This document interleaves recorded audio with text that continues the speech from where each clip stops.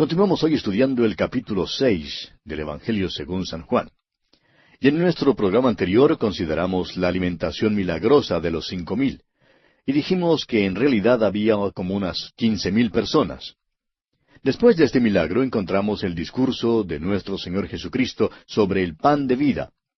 La gente ahora comienza a buscarle, pero sin encontrarle. Descubren que tanto el Señor Jesucristo como sus discípulos se han marchado.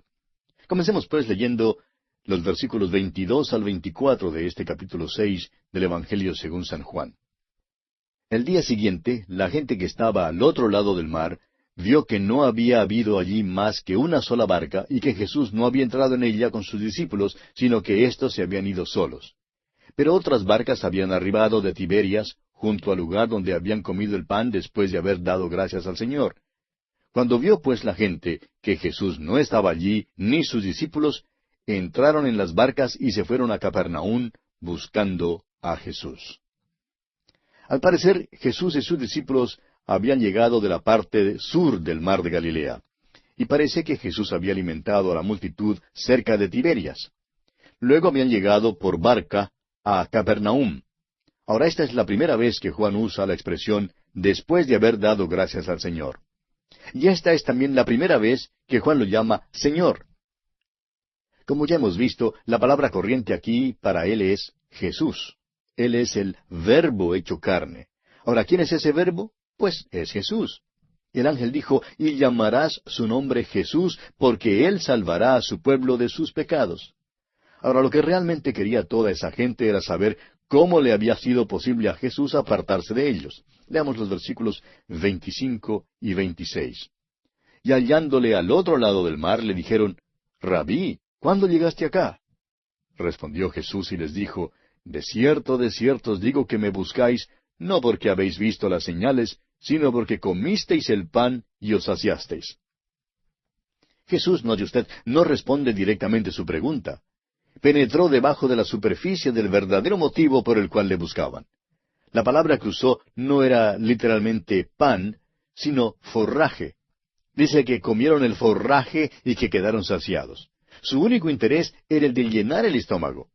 Entonces le dice aquí en el versículo 27, trabajad no por la comida que perece, sino por la comida que a vida eterna permanece, la cual el Hijo del Hombre os dará, porque a éste señaló Dios el Padre. Permítanos, amigo oyente, poner esto en un lenguaje más corriente. Esta no es una traducción, sino más bien una manera de sacar el sentido. Permítanos decirlo así. Dejad de trabajar por la comida que perece, pero trabajad por la comida que permanece para la vida eterna, la comida que el Hijo del Hombre les dará, porque en él Dios el Padre ha puesto su sello. Usted recordará que este es el mismo tipo de acercamiento que nuestro Señor usó con la mujer samaritana allá junto al pozo.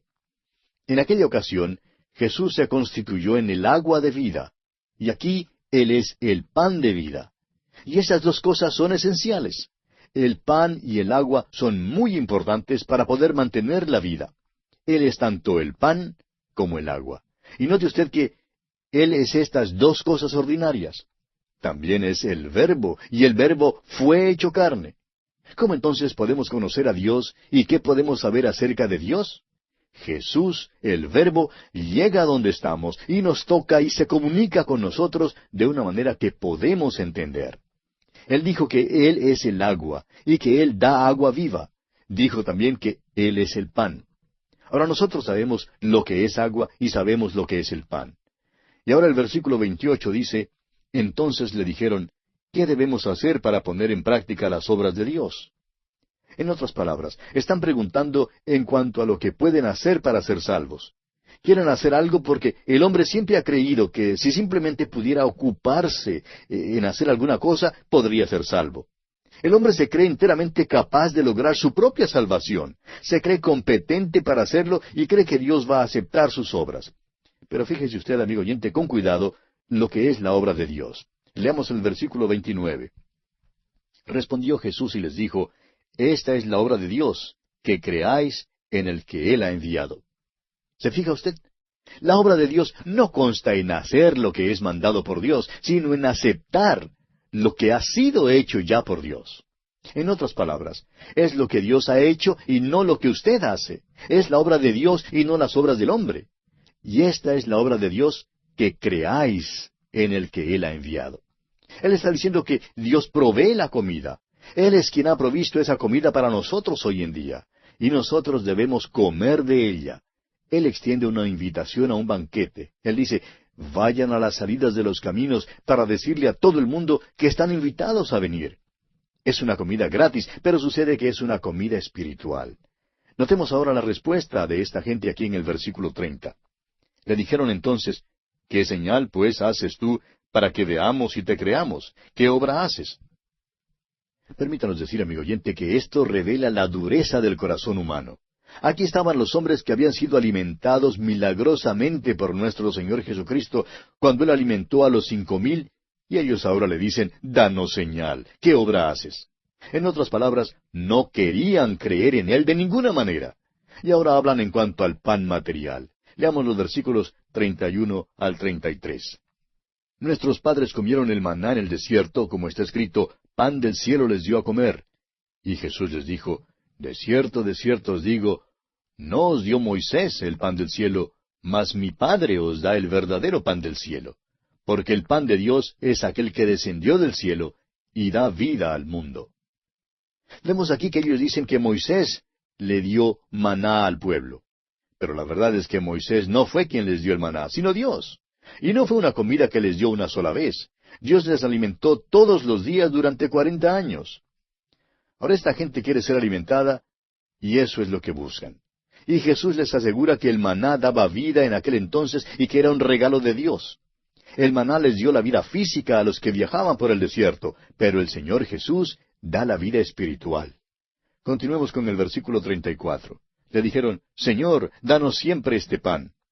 La reacción de estas personas es idéntica a la de la mujer samaritana. Ella pidió agua, pero estaba realmente pensando en el agua del pozo, pues ella dijo que jamás tendría que venir al pozo para sacar agua de nuevo. Nuestro Señor pasó algunos momentos levantando y desviando el pensamiento de esta mujer samaritana de aquel pozo hacia el agua espiritual. Y aquí también hace un esfuerzo similar por cambiar los pensamientos de estas personas de su hambre física hacia su necesidad del pan espiritual que da vida espiritual. Leamos el versículo 35 de este capítulo 6 de Juan. Jesús les dijo, Yo soy el pan de vida. El que a mí viene nunca tendrá hambre, y el que en mí cree no tendrá sed jamás.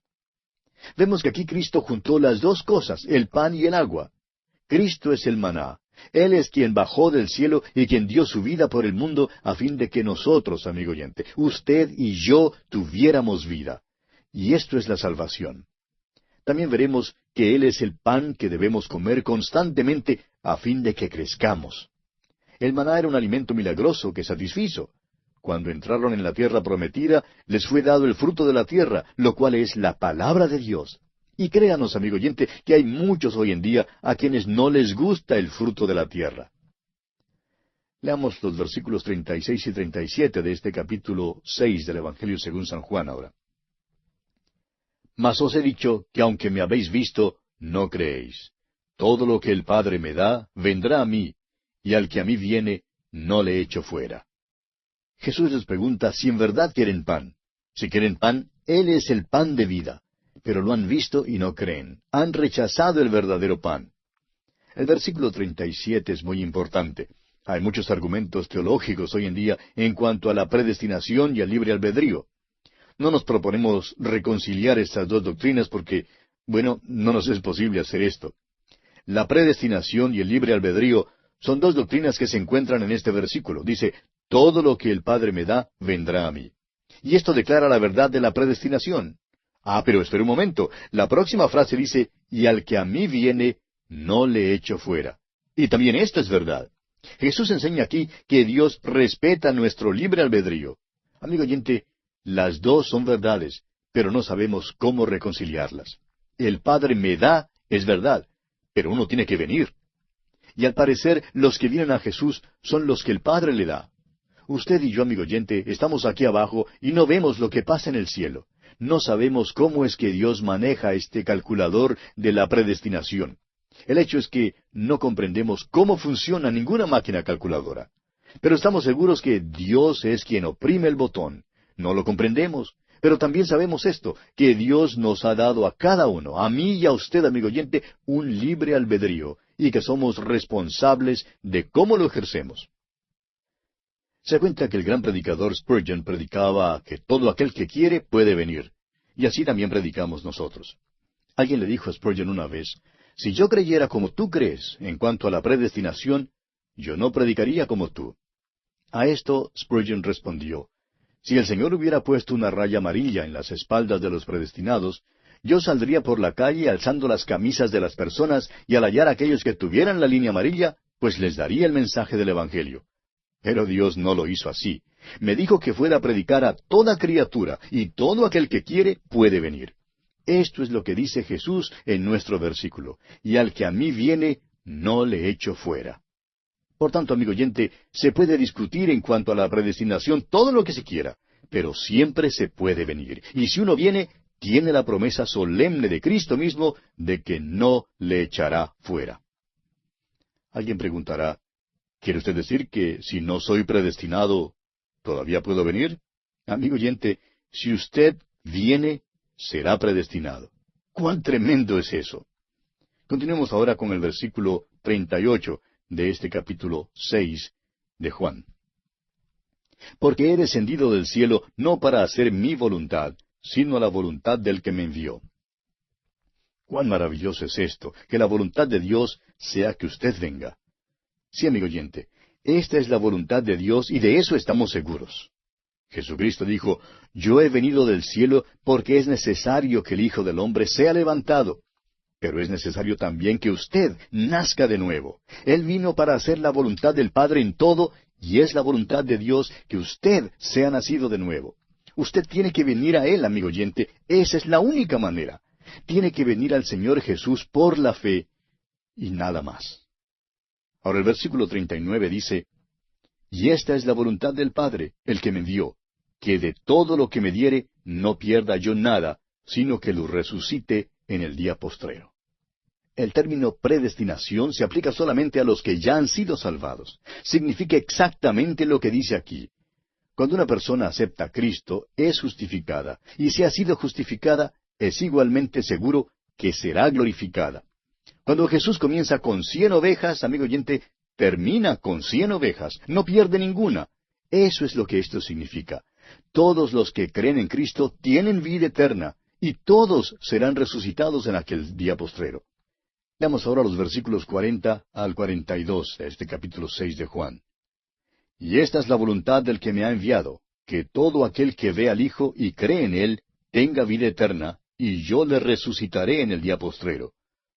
Murmuraban entonces de él los judíos, porque había dicho, yo soy el pan que descendió del cielo. Y decían, ¿no es este Jesús el hijo de José, cuyo padre y madre nosotros conocemos? ¿Cómo pues dice éste, del cielo he descendido? No había duda alguna aquí que Jesús les está enseñando que Él era Dios, y que había descendido del cielo. Permítanos decirle, amigo oyente, que en esta sección Él está enseñando su nacimiento virginal. Hay quienes dicen que el Señor Jesús nunca enseñó su nacimiento virginal. ¿Qué es lo que cree usted que está diciendo aquí, amigo oyente? Los judíos entendieron muy bien lo que él decía. Preguntaron cómo podía ser verdad lo que él decía, siendo que conocían a su padre y a su madre. ¿Cómo podía haber bajado del cielo? Bueno, fue por su nacimiento virginal. Como el ángel le dijo a María, fue el Espíritu Santo quien concibió aquel santo ser en ella. Esta sección aquí mismo es un complemento o una confirmación del nacimiento virginal y necesita ser añadida a las otras porciones de la Escritura que lo tratan. Comienza aquí en el versículo 38. He descendido del cielo. Esa es la historia de la Navidad. Glorias magníficas Él dejó para buscarme a mí. Solo su incomparable amor le hizo venir aquí. Vino de la gloria del cielo, descendió del trono para ascender a la cruz por usted y por mí, amigo oyente. Esto lo hizo mediante el nacimiento virginal. Esa es la historia de la Navidad, y amigo oyente, no habría ninguna historia navideña sin este nacimiento virginal. Aquí pues, los que escuchaban a Jesús entendieron inmediatamente y preguntaron, bueno, ¿y no es este Jesús el hijo de José? Ellos creían que conocían a su padre y a su madre, pero la verdad es que no los conocían. porque Jesús no era el hijo de José. Él había descendido del cielo. Continuemos con los versículos 43 y 44. Jesús respondió y les dijo, No murmuréis entre vosotros. Ninguno puede venir a mí si el Padre que me envió no le trajere, y yo le resucitaré en el día postrero. Esta es la elección divina. ¿Quiere usted que se la expliquemos? No se la podemos explicar. Dios le hace a usted responsable de ello, y usted sabe que es responsable. Sabe ahora mismo que usted es el que tiene que decidir si va a venir a Jesús o no. El Señor continuó hablando en el versículo 45 y dice, Escrito está en los profetas, y serán todos enseñados por Dios. Así que todo aquel que oyó al Padre y aprendió de Él, viene a mí. Son casi innumerables los pasajes en el Antiguo Testamento que se refieren a esto. Por ejemplo, Isaías 54:13 dice, Y todos tus hijos serán enseñados por Jehová, y se multiplicará la paz de tus hijos. En el capítulo 60, versículos 2 y 3, Isaías declara, Porque he aquí que tinieblas cubrirán la tierra, y oscuridad las naciones, mas sobre ti amanecerá Jehová, y sobre ti será vista su gloria. Y andarán las naciones a tu luz, y los reyes al resplandor de tu nacimiento. Hay estas y muchas otras declaraciones que dicen que ellos podían acudir a Dios y que usted puede venir a Él. Y estas verdades son maravillosamente claras. El profeta Malaquías dice en el capítulo 4, versículo 2 de su profecía, Mas a vosotros los que teméis mi nombre, nacerá el sol de justicia, y en sus alas traerá salvación. Y saldréis y saltaréis como becerros de la manada. Esta es otra referencia clave a esta verdad. Cada hombre que oye al Padre y aprende de Él, vendrá a mí. Eso es lo que se está diciendo aquí. Esta es la verdad central en todos estos pasajes. Si usted, amigo oyente, escucha la palabra de Dios, entonces vendrá a Cristo. El resto de este capítulo 6 del Evangelio según San Juan es tan importante que no nos atrevemos a considerarlo solo en forma general y superficial. Sin embargo, debido al tiempo de que disponemos, solamente nos es posible hacerle notar las cosas descollantes o sobresalientes. Leamos entonces los versículos 46 y 47. No que alguno haya visto al Padre, sino aquel que vino de Dios, éste ha visto al Padre. De cierto os digo, el que cree en mí, tiene vida eterna. El único que ha visto al Padre es el Señor Jesucristo. Y Él aclara sin lugar a dudas que cualquiera que cree en Él, tiene vida eterna. Esto, amigo oyente, no puede ser expresado de una manera más clara. Continuemos con los versículos 48 al 51 de este capítulo 6 de Juan. Yo soy el pan de vida. Vuestros padres comieron el maná en el desierto y murieron. Este es el pan que desciende del cielo, para que el que de él come, no muera. Yo soy el pan vivo que descendió del cielo. Si alguno comiere de este pan, vivirá para siempre. Y el pan que yo daré es mi carne, la cual yo daré por la vida del mundo. Él vino a esta tierra como el Verbo hecho carne, y va a la cruz para entregar allí su vida humana, como un sacrificio para pagar los pecados suyos y los míos. Alguien dirá, eso es demasiado vívido y fuerte. Y eso era lo que decían también en aquel entonces. Note usted lo que dice aquí el versículo 52 de Juan 6. Entonces los judíos contendían entre sí diciendo, ¿cómo puede éste darnos a comer su carne? Claro es que pensaban en su carne literal. Pero note usted la respuesta de Jesús aquí en los versículos 53 hasta el 58. Jesús les dijo, de cierto os digo, si no coméis la carne del Hijo del Hombre y bebéis su sangre, no tenéis vida en vosotros. El que come mi carne y bebe mi sangre, tiene vida eterna, y yo le resucitaré en el día postrero. Porque mi carne es verdadera comida, y mi sangre es verdadera bebida. El que come mi carne y bebe mi sangre, en mí permanece, y yo en él. Como me envió el Padre viviente, y yo vivo por el Padre, asimismo el que me come, él también vivirá por mí. Este es el pan que descendió del cielo, no como vuestros padres comieron el maná y murieron. El que come de este pan, vivirá eternamente. Amigo oyente, esta es una declaración asombrosa. Nuestro Señor está preparando a estos hombres para aquella última cena y para la institución de la cena del Señor. Y aquí tenemos que detenernos en esta oportunidad, amigo oyente, porque una vez más se nos acabó el tiempo. Continuaremos este interesante tema, Dios mediante, en nuestro próximo programa.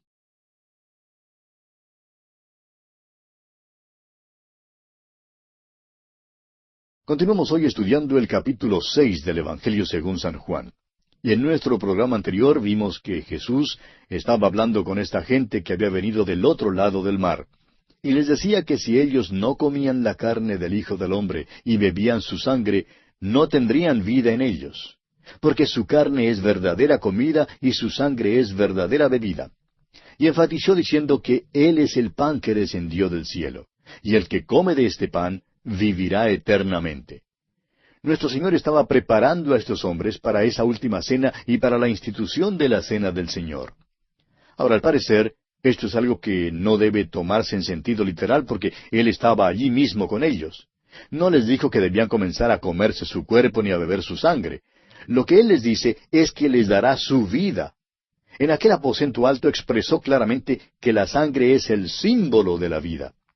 Como dice en Levítico 17:11, porque la vida de la carne en la sangre está. Dios había enseñado eso a su pueblo desde el mismo principio, cuando primero lo sacó de la tierra de Egipto, y allí en el monte Sinaí, Moisés les dio esta declaración que también es verdad en el sentido médico. La vida de la carne está en la sangre. Jesucristo indica que derramará su sangre sobre la cruz y así nos dará su vida. Pero nosotros tenemos que aceptarle y recibirle de una manera muy íntima, muy personal. La salvación es mediante nuestra aceptación de su sangre que fue derramada en la cruz para darnos vida. Esta es la base del sacramento de la Cena del Señor. Amigo oyente, ha habido tanto desacuerdo entre los creyentes en las iglesias por todas las edades en cuanto a la interpretación de la Cena del Señor como lo ha habido en cuanto al bautismo. No creemos que hayan luchado tanto en cuanto a la Santa Cena, pero el desacuerdo todavía existe. Hoc est meus corpus. Esto es mi cuerpo. Cuando les dio el pan en la cena allá en el aposento alto, Él dijo, esto es mi cuerpo. Ahora ha habido diferentes maneras de interpretar estas palabras según la palabra que enfatice. Hay quienes enfatizan la palabra esto. Por ejemplo, dicen, esto es mi cuerpo. Dicen que es posible transformar ese pan en la misma carne de Cristo. Bueno, amigo oyente, no creemos que nuestro Señor enseñara el canibalismo ni nada parecido. Creemos más bien que el problema ha resultado al darle el mayor énfasis a la palabra que no debe tenerlo. Hay también quienes afirman que es por, con y en el pan que uno recibe el cuerpo de Cristo. Nuevamente, permítanos decir, amigo oyente, que creemos que esa afirmación yerra en cuanto a lo que nuestro Señor en verdad ha querido decir. Y hay aún quienes sostienen la posición de Zwingli. Él era otro de los reformadores y le dio una interpretación espiritual. Él creía que era simplemente un símbolo, solamente un rito religioso y nada más. Según este punto de vista, Jesús nos mandó a cumplir el rito y por eso lo cumplimos. Creemos que probablemente esta es la interpretación que la mayor parte del protestantismo le da hoy en día, pero francamente creemos que es tan errada en cuanto a la interpretación de la Cena del Señor como las dos anteriores. Esto es mi cuerpo. Calvino pone el énfasis sobre la palabra es. La fe reformada siempre ha puesto el énfasis en esta palabra, y la iglesia primitiva puso el énfasis también allí. El pan es pan y siempre será pan, no se puede cambiarlo. El vino es siempre vino y no hay ningún milagro que ocurra allí. Uno no recibe el cuerpo de Cristo por cumplir un rito, y sin embargo, la Santa Cena es más que un rito, y en verdad hay una bendición espiritual allí. Un profesor de un seminario decía que la Cena del Señor es pan en la boca, pero Cristo en el corazón. Y amigo oyente, creemos que hay una bendición espiritual que resulta de la celebración de la Cena del Señor. Creemos que Dios le ayuda espiritualmente por su obediencia en observar la Cena del Señor. No se trata de algo misterioso o mágico. Tampoco es un rito vano el que cumplimos. Es de profundo significado y proporciona una bendición espiritual para el corazón del que la observa. Creemos que eso es lo que nuestro Señor les está diciendo aquí a esta gente. Una relación íntima y verdadera con Él es lo importante. Cuando comieron el maná en el desierto, eso era una cosa temporal. Pero Jesús tiene algo que es eterno, y eso es la vida que Él proporciona al darnos su propia vida. Dice en el principio de este Evangelio que en Él estaba la vida, y la vida era la luz de los hombres. Continuemos ahora leyendo los versículos 59 hasta el 63 de este capítulo 6 del Evangelio según San Juan. Estas cosas dijo en la sinagoga, enseñando en Capernaum. Al oírlas, muchos de sus discípulos dijeron, «Dura es esta palabra, ¿quién la puede oír?» Sabiendo Jesús en sí mismo que sus discípulos murmuraban de esto, les dijo, «¿Esto os ofende? Pues qué si viereis al Hijo del Hombre subir a donde estaba primero. El Espíritu es el que da vida, la carne para nada aprovecha.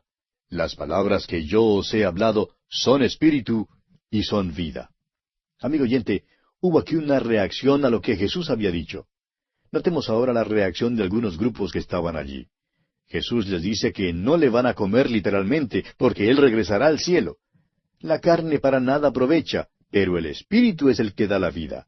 Por tanto, amigo oyente, es obvio que no está hablando en cuanto a su cuerpo en sentido literal. Pero cuando por la fe participamos de la cena del Señor, y yo siempre gusto de la copa dulce, nos recordamos que Él bebió la copa amarga por mí y por usted en la cruz, para que pudiéramos beber esta copa dulce. Esa copa dulce sirve para recordarnos que Él derramó su sangre por nosotros, y esto, amigo oyente, es una gran bendición espiritual. Las palabras que os he hablado son espíritu y son vida, dice el versículo 63. Siempre que hemos participado en un servicio en el cual se sirve la cena del Señor, se ha leído porciones de la palabra de Dios y nos parece una práctica procedente y apropiada, pues la palabra de Dios bendice los corazones de los hermanos. ¿Por qué? Porque las palabras del Señor Jesús son espíritu y son vida. Continuemos ahora con los versículos 64 y 65 de este capítulo 6 del Evangelio según San Juan. Pero hay algunos de vosotros que no creen, porque Jesús sabía desde el principio quiénes eran los que no creían y quién le había de entregar. Y dijo, «Por eso os he dicho que ninguno puede venir a mí si no le fuere dado del Padre».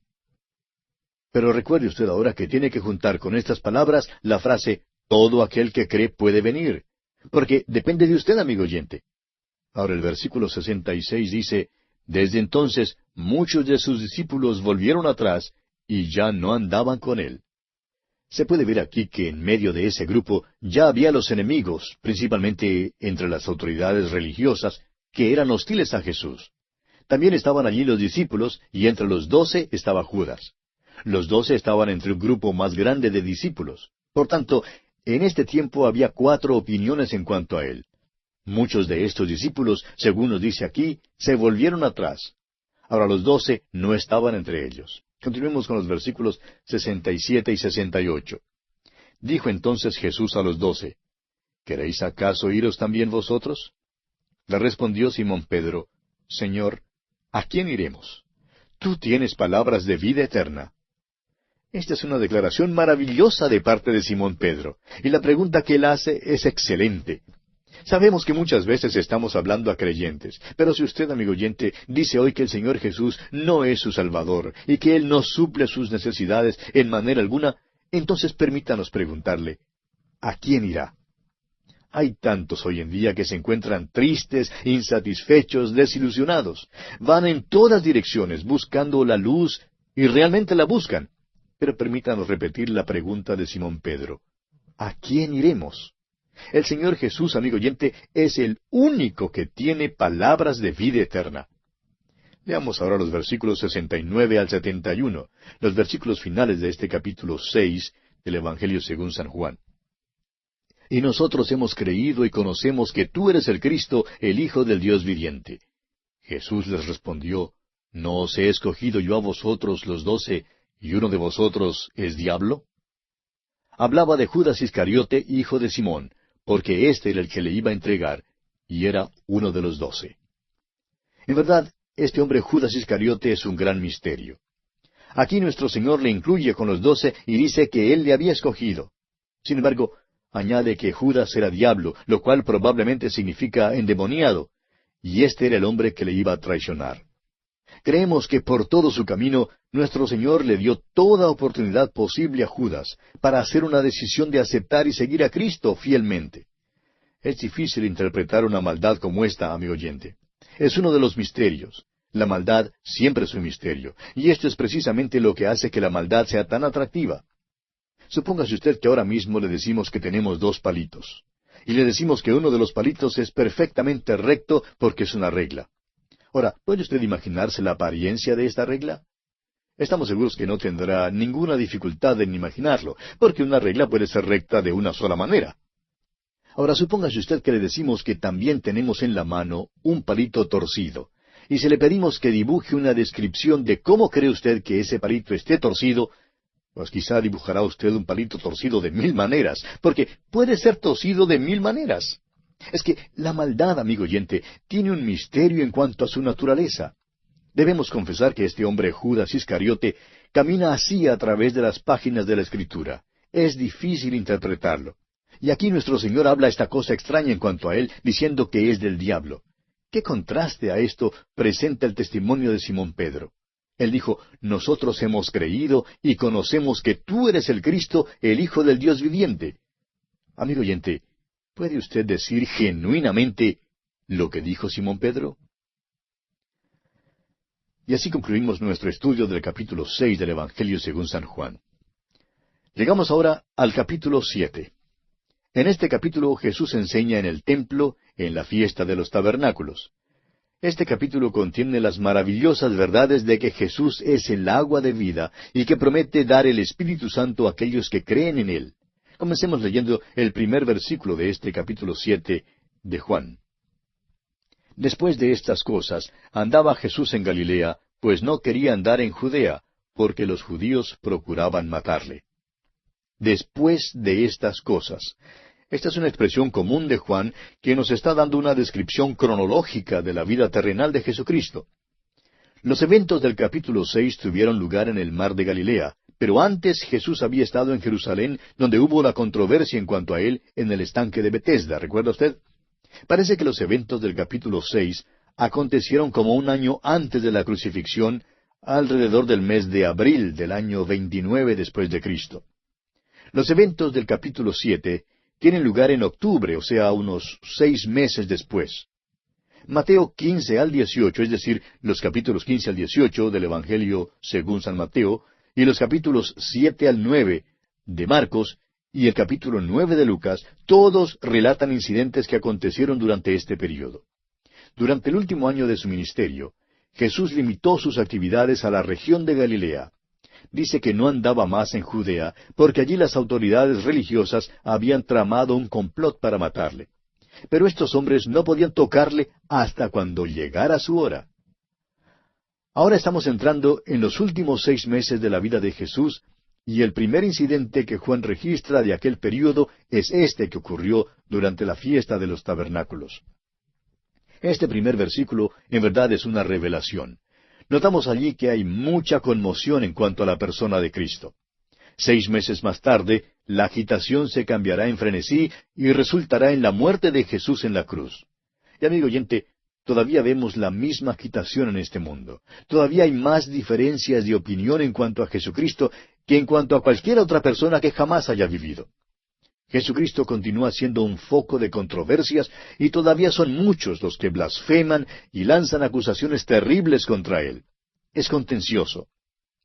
Jesús eligió pues este tiempo de conmoción y agitación para abandonar su costumbre de quedarse fuera de Jerusalén y así subió a Jerusalén. Subió porque era la fiesta de los tabernáculos. Leamos ahora el versículo 2 de este capítulo 7 de San Juan. Estaba cerca la fiesta de los judíos, la de los tabernáculos. Como dijimos antes, había 3 fiestas en Jerusalén, 3 fiestas que requerían la asistencia obligatoria de todo varón. Nuestro Señor cumplió toda la ley y por tanto subió a Jerusalén durante las fiestas de la Pascua, de los tabernáculos y de Pentecostés. La fiesta de los tabernáculos se describe en el capítulo 23 de Levítico. Esta era una fiesta de gran alegría porque el pueblo de Israel celebraba su gran liberación y salida de la tierra de Egipto y recordaba los años en que tuvo que habitar en tiendas en el desierto. Es una fiesta de tiendas, carpas o tabernáculos. Durante esta celebración acampaban en tiendas. Había el son de trompetas y la ofrenda de los becerros. Además, vertían agua en el templo y una porción doble en el último día, para recordarles que Dios les había dado agua de la peña en el desierto. El capítulo 17 de Éxodo describe este incidente. Para esta celebración sacaban el agua del estanque de Siloé y al parecer vertían grandes cantidades de agua, quizá varios barriles en el piso del templo. Aunque esta agua era vertida, debía recordarles del agua que había salido de la peña cuando Moisés la golpeó. Veremos que nuestro Señor usó esta festividad para atraer los hombres hacia sí mismo. Habló en cuanto a sí mismo como el agua de vida. Allá en el versículo 37 de este mismo capítulo 7 de San Juan, el Señor dice, si alguno tiene sed, venga a mí y beba. Y todavía esto es cierto hoy en día. Si usted, amigo oyente, quiere agua verdadera, venga a Él. Jesús saciará la sed de su corazón. En esta fiesta también iluminaban la corte interior con una procesión de antorchas que conmemoraba la columna de fuego que les había guiado al caminar de noche por el desierto. En el capítulo 8 de este Evangelio veremos que nuestro Señor también se sirvió de esta procesión para atraer a los hombres hacia sí mismo. Él dijo allá en el capítulo 8, versículo 12, Yo soy la luz del mundo. El que me sigue no andará en tinieblas, sino que tendrá la luz de la vida. Ahora podemos comprender que la columna de nube y la columna de fuego que guiaron a los hijos de Israel eran tipos de nuestro Señor Jesucristo. Ahora todas las fiestas de Jehová en el Antiguo Testamento han sido cumplidas, excepto la fiesta de los tabernáculos. Esta será cumplida cuando nuestro Señor vuelva a la tierra, y en ella está simbolizado el gran gozo de aquel tiempo. Continuemos ahora leyendo los versículos 3 hasta el 5 de este capítulo 7 de Juan. Y le dijeron sus hermanos, Sal de aquí y vete a Judea, para que también tus discípulos vean las obras que haces. Porque ninguno que procura darse a conocer hace algo en secreto. Si estas cosas haces, manifiéstate al mundo. Porque ni aun sus hermanos creían en él. Estos hermanos que se mencionan aquí no son discípulos o hijos espirituales de Jesús, sino sus medio hermanos. Encontramos sus nombres en el capítulo 13 del Evangelio según San Mateo, versículo 55. Se les menciona como Jacobo, José, Simón y Judas. Su medio hermano Santiago, es el mismo Jacobo que se menciona aquí, es quien escribió la epístola universal que lleva su nombre en el Nuevo Testamento. Su medio hermano Judas es quien escribió la epístola universal que lleva su nombre. Claro que eso fue mucho después, pero aquí en este tiempo estos hermanos no creían en él. Estos son sus medio hermanos según la carne y por tanto le dan consejo según la carne. Hacen uso de la sabiduría del mundo. ¿Por qué no subes a Jerusalén?, le dicen.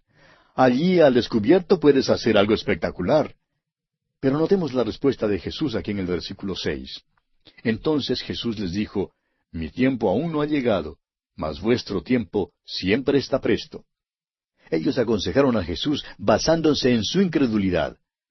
Pero Jesús no aceptó su consejo. ¿Se ha fijado usted que Jesús nunca aceptó consejo?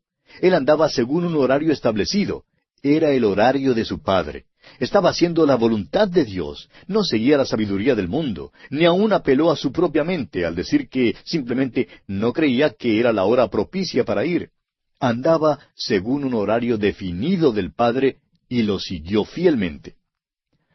Ahora note usted la palabrita aún en la frase mi tiempo aún no ha llegado. Jesús no dijo que no iría a la fiesta, simplemente no subiría públicamente con ellos para ganar el favor del público, haciendo algo espectacular como ellos querían que hiciera. Jesús subió en su propia hora y en su propia manera. Y bien, aquí vamos a detenernos por hoy porque nuestro tiempo ha llegado a su final. Continuaremos Dios mediante nuestra consideración de este capítulo 7 del Evangelio según San Juan en nuestro próximo programa.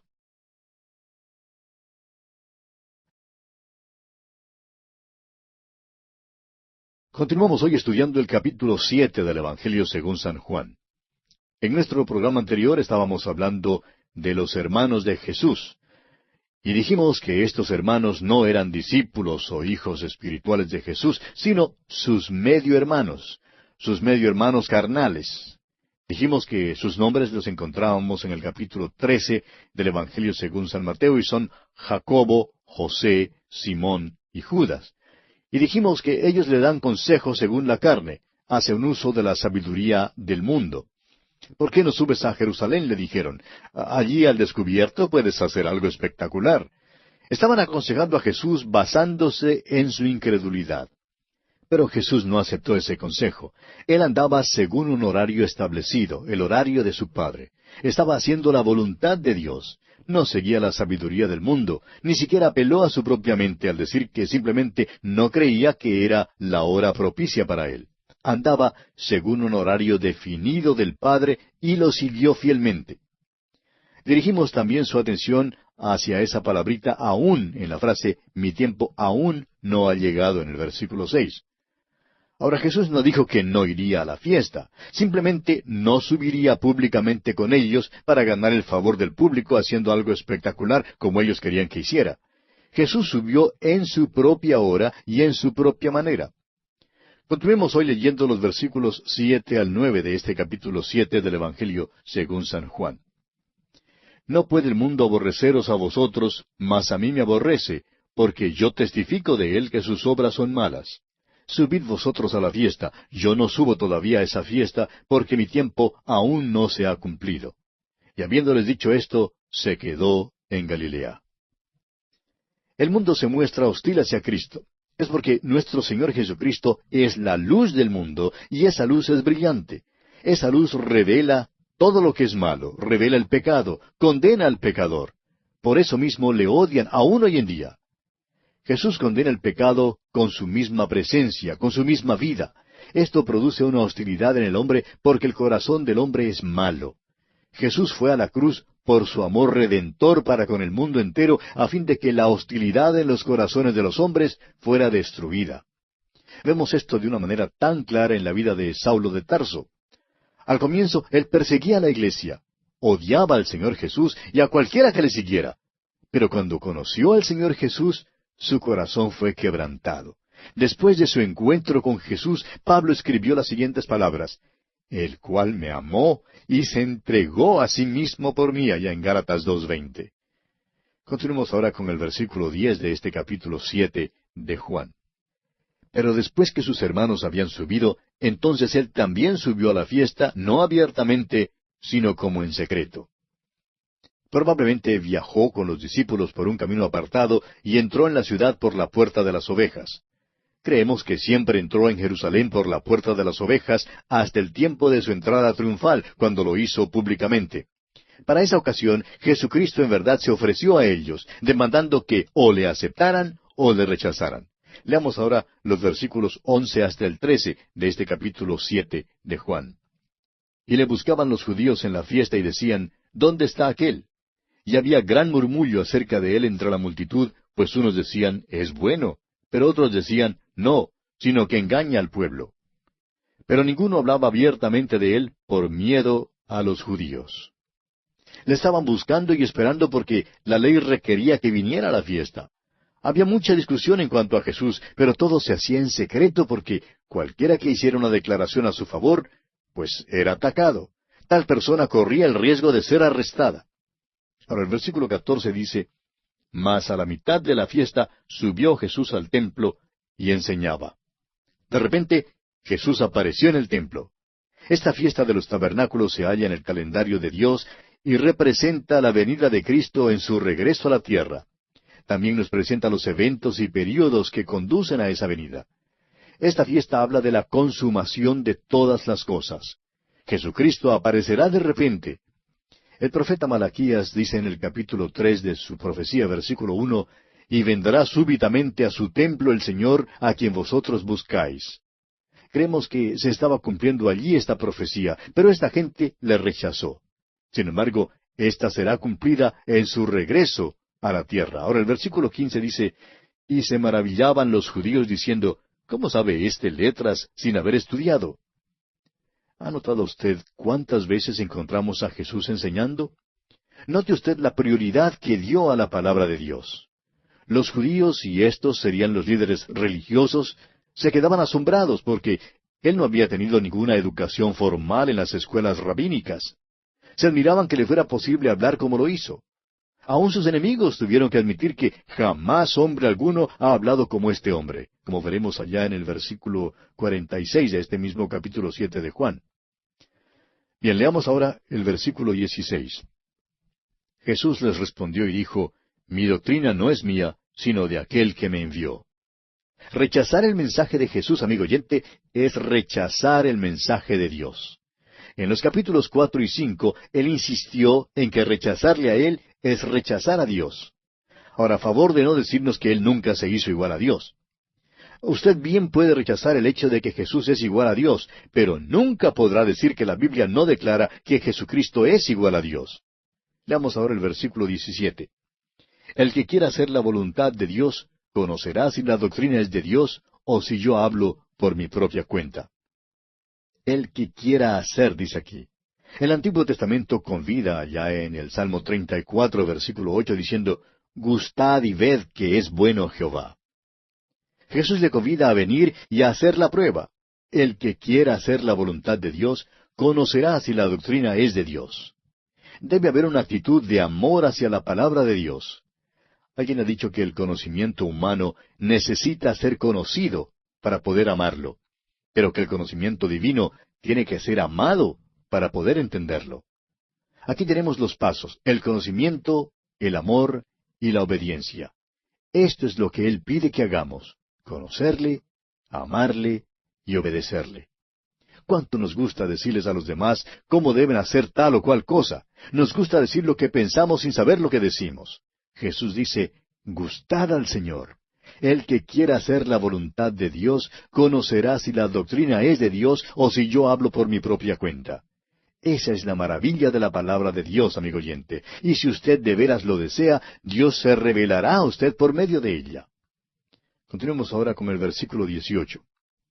El que habla por su propia cuenta, su propia gloria busca, pero el que busca la gloria del que le envió, éste es verdadero, y no hay en él injusticia. La pregunta es si los hombres quieren oír a Dios o no.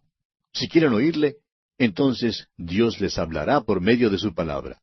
Luego aceptarán a Jesucristo, el que vino para hablar de parte del Padre. Desafortunadamente, los hombres muchas veces tienen más interés en prestar atención a un hombre que busca su propia gloria antes que a Dios. Si Jesucristo hubiese tratado de fundar una nueva secta o una nueva religión, estamos seguros que estos hombres le habrían escuchado. Pero Jesús no se glorificaba a sí mismo, más bien daba toda la gloria al Padre, y por tanto, como dice el apóstol Pablo en su primera carta a los Corintios, capítulo 2, versículo 14, el hombre natural no percibe las cosas que son del Espíritu de Dios, porque para él son locura, y no las puede entender porque se han de discernir espiritualmente. Por eso hay muchos que leen la Biblia y no perciben nada. Continuemos ahora con el versículo 19. ¿No os dio Moisés la ley, y ninguno de vosotros cumple la ley? ¿Por qué procuráis matarme? Aquí vemos la hipocresía del legalista, del hombre que dice que el sermón del monte es su religión, o la persona que dice que vive según los 10 mandamientos. El Señor Jesús dice, ninguno de vosotros cumple la ley. La ley es un espejo para dejarnos ver que somos pecadores y que estamos perdidos. La ley es importante y es la voluntad de Dios, pero el propósito de la ley era mostrarnos que somos pecadores y que necesitamos un Salvador. El apóstol Pablo dice en Gálatas 3:24, la ley es nuestro ayo para llevarnos a Cristo. Continuemos ahora con los versículos 20 y 21 de este capítulo 7 de Juan. Respondió la multitud y dijo, «Demonio tienes, ¿quién procura matarte?» Jesús respondió y les dijo, «Una obra hice, y todos os maravilláis». Al parecer, no se daban cuenta que había un complot para matar a Jesús. Esta obra a la cual Jesús se refiere aquí era cuando sanó al hombre en el estanque de Betesda. Esto había causado antagonismo. Continuemos con los versículos 22 al 24. Por cierto, Moisés os dio la circuncisión, no porque sea de Moisés, sino de los padres. Y en el día de reposo circuncidáis al hombre. Si recibe el hombre la circuncisión en el día de reposo para que la ley de Moisés no sea quebrantada, ¿os enojáis conmigo porque en el día de reposo sané completamente a un hombre? No juzguéis según las apariencias, sino juzgad con justo juicio. La circuncisión es un rito que data desde Abraham y es más antigua que la ley mosaica. Jesús les está mostrando a ellos la contradicción entre lo que decían y lo que practicaban. Al tratar de cumplir la ley, la violaban. Si un niño cumplía 8 días en el día de reposo, estaban dispuestos a violar el día de reposo para circuncidar al niño. Ellos no tenían ninguna respuesta a esto que Jesús plantea. Entonces Jesús les amonesta en cuanto a hacer juicios superficiales. Y esta es todavía una dificultad que tenemos hoy en día, amigo oyente. Haremos bien en hacer caso de esta amonestación de nuestro Señor. Estamos propensos a mirar lo de afuera cuando juzgamos a otros, sin conocer o tomar en cuenta todos los hechos. Ninguno de nosotros tiene todos los hechos, y por tanto no nos es posible juzgar según un juicio que es justo. Solo Dios puede hacer esto. Leamos ahora los versículos 25 al 27 de este capítulo 7 de Juan.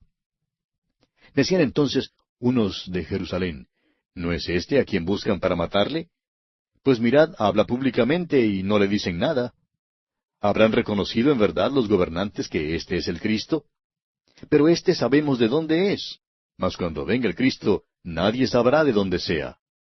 De nuevo notamos que hubo una división en cuanto a quién era Jesús. Continuemos con los versículos 28 y 29. Jesús entonces, enseñando en el templo, alzó la voz y dijo: A mí me conocéis y sabéis de dónde soy. Y no he venido de mí mismo, pero el que me envió es verdadero, a quien vosotros no conocéis. Pero yo le conozco, porque de él procedo, y él me envió. Jesús está diciendo: ¿Me conocen de veras? ¿Realmente me conocen? Creen que me conocen, me ven, pero realmente no me conocen. Creen que saben de dónde vengo, pero en realidad no lo saben. Continuemos ahora con los versículos 30 al 34. Entonces procuraban prenderle, pero ninguno le echó mano, porque aún no había llegado su hora. Y muchos de la multitud creyeron en él y decían: ¿El Cristo cuando venga hará más señales que las que éste hace? Los fariseos oyeron a la gente que murmuraba de él estas cosas, y los principales sacerdotes y los fariseos enviaron alguaciles para que le prendiesen. Entonces Jesús dijo: Todavía un poco de tiempo estaré con vosotros, e iré al que me envió. Me buscaréis, y no me hallaréis, y a donde yo estaré, vosotros no podréis venir. Es interesante que aunque estaban ansiosos de prender a Jesús, no les era posible prenderle hasta cuando llegara su hora. Sin embargo, muchos creyeron y confiaron en él. Nuestro Señor contestó a los fariseos informándoles que no le prenderían hasta cuando llegara la hora debida. Luego les dijo que se apartaría de ellos. Les habló de su resurrección y su ascensión. Nunca podrían ni tocarle otra vez. ¿Ha notado usted que después de su muerte en la cruz no le tocaron sino manos amantes? ¿No lo vieron sino ojos amantes? Continuemos con los versículos 35 y 36. Entonces los judíos dijeron entre sí: ¿A dónde se irá éste que no le hallemos? ¿Se irá a los dispersos entre los griegos y enseñará a los griegos? ¿Qué significa esto que dijo: Me buscaréis y no me hallaréis, y a donde yo estaré vosotros no podréis venir? Creemos que esto es ridículo. No creían que Jesús se podía esconder de ellos. Y llegamos ahora al último día de la fiesta, y es el día cuando vertían una porción doble del agua en el piso del templo. Creemos que Jesús bien pudo haber estado parado con sus pies en el agua cuando dijo estas palabras. Estaban celebrando el hecho de que Dios les había dado agua de la peña durante la larga jornada por el desierto. El apóstol Pablo nos dice en su primera carta a los Corintios, capítulo 10, versículo 4, que Cristo es aquella roca. Leamos el versículo 37 de este capítulo 7 de Juan. En el último y gran día de la fiesta, Jesús se puso en pie y alzó la voz diciendo: Si alguno tiene sed, venga a mí y beba. Aquí una vez más tenemos el tema del libre albedrío, amigo oyente. Si alguno, y esto le incluye a usted también. Dios le está ofreciendo un regalo. ¿Tiene usted sed? Quizás usted haya estado bebiendo de los pozos lodosos del mundo y ha encontrado que no sacian, que no satisfacen. Jesús dijo: Si alguno tiene sed, venga a mí y beba. Y usted, amigo oyente, puede venir a Él para recibirle como su Salvador personal. Fíjese usted lo que dicen los versículos 38 y 39 ahora. El que cree en mí, como dice la Escritura, de su interior correrán ríos de agua viva. Esto dijo del Espíritu que habían de recibir los que creyesen en Él, pues aún no había venido el Espíritu Santo, porque Jesús no había sido aún glorificado. El Espíritu Santo todavía no había sido dado porque Jesús todavía no había sido glorificado. El Espíritu Santo no vino sino hasta el día de Pentecostés. Entonces vino para morar en los creyentes y para formarlos en un solo cuerpo. La llegada del Espíritu Santo en aquel día de Pentecostés fue el testimonio de que Jesús había llegado al trono del Padre. Continuemos con el versículo 40. Entonces algunos de la multitud, oyendo estas palabras, decían, verdaderamente, este es el profeta. Algunos creyeron en él, y se volvieron a él. Bebieron, y fueron saciados. Y otros decían en el versículo 41, este es el Cristo. Pero algunos decían, ¿de Galilea ha de venir el Cristo? Tenemos lo mismo hoy en día. Hay algunos que creen, y otros que no creen. Versículos 42 y 43 ahora. ¿No dice la Escritura que del linaje de David y de la aldea de Belén, de donde era David, ha de venir el Cristo? Hubo entonces disensión entre la gente a causa de él. Y Jesucristo era precisamente del linaje de David y del pueblo de Belén. Allí fue donde primero llegó a la tierra. Nació en ese miserable mesón, en ese pueblo tan pequeño. No fue como los cuadros bonitos que usted ve en las tarjetas de Navidad. Es verdad que nació en Belén, pero no se quedó allí para su ministerio terrenal. Si estos hombres en verdad hubieran querido saberlo, hubieran podido enterarse de que su nacimiento tuvo lugar en Belén y que sí cumplió las profecías. Era pues el Cristo, o sea, el Mesías, quien les estaba convidando a venir y a beber, pero ellos rehusaron, colocando por delante esta objeción infundada. Siempre habrá una división entre los hombres en cuanto a la identidad de Jesús hasta cuando Él venga a reinar. Leamos ahora el versículo 44. Y algunos de ellos querían prenderle, pero ninguno le echó mano. Ahora no les fue posible prenderle porque su hora aún no había llegado. Continuemos con los versículos 45 y 46. Los alguaciles vinieron a los principales sacerdotes y a los fariseos, y éstos les dijeron, ¿por qué no le habéis traído? Los alguaciles respondieron, jamás hombre alguno ha hablado como este hombre. ¿Qué testimonio dieron estos hombres en cuanto a Jesús? Jamás hombre alguno ha hablado como este hombre. Él era el gran maestro, pero no es mediante sus enseñanzas que somos salvos. Nos salva mediante su muerte y resurrección. Y ahora los versículos 47 al 53. Entonces los fariseos les respondieron, ¿también vosotros habéis sido engañados? ¿Acaso ha creído en él alguno de los gobernantes o de los fariseos? Mas esta gente que no sabe la ley, maldita es. Les dijo Nicodemo, el que vino a él de noche, el cual era uno de ellos, ¿juzga acaso nuestra ley a un hombre si primero no le oye y sabe lo que ha hecho? Respondieron y le dijeron, ¿eres tú también Galileo? Escudriña y ve que de Galilea nunca se ha levantado profeta. Cada uno se fue a su casa. Este Nicodemo es el mismo que, según el capítulo 3, vino a Jesús de noche. Y creemos que Nicodemo confió en el Señor aquella noche. Pues aunque era fariseo, Nicodemo defendió a Jesús. Y note usted que ellos se mofaron de él preguntándole, ¿eres tú también Galileo? Era como los de las grandes ciudades que se burlan de los campesinos que vienen de un pequeño pueblo o aldea para visitar la gran ciudad. Es interesante notar que estos sabían las enseñanzas de las Escrituras porque dijeron, de Galilea nunca se ha levantado profeta. Estaban ciegos a la verdad, pues Jesús no había venido de Galilea. Realmente había salido de Belén cuando dejó la gloria y bajó a esta tierra. El Hijo de Dios salió del cielo, como dice Isaías en el capítulo 9, versículo 6, porque un niño nos es nacido, hijo nos es dado. Ahora el versículo 53, el versículo final de este capítulo 7, dice, cada uno se fue a su casa. Nadie invitó a Jesús a su hogar. Fue una noche de fiesta, pero Jesús fue al Monte de los Olivos. Que nosotros sepamos, nunca pasó ni una noche en Jerusalén.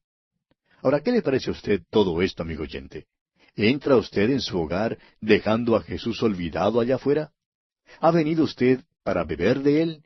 ¿Le ha aceptado como el que nació para morir por sus pecados? Si no lo ha hecho, amigo oyente, ahora es el momento preciso de hacerlo. Abra las puertas de su corazón al Hijo de Dios en este mismo momento y permítale constituirse en el dueño y Señor absoluto de su ser, de manera que Él sea quien controle y gobierne todo su ser para que lo use para su honra y su gloria. Que el Espíritu Santo de Dios le ayude a dar este paso de fe que sellará su destino eterno.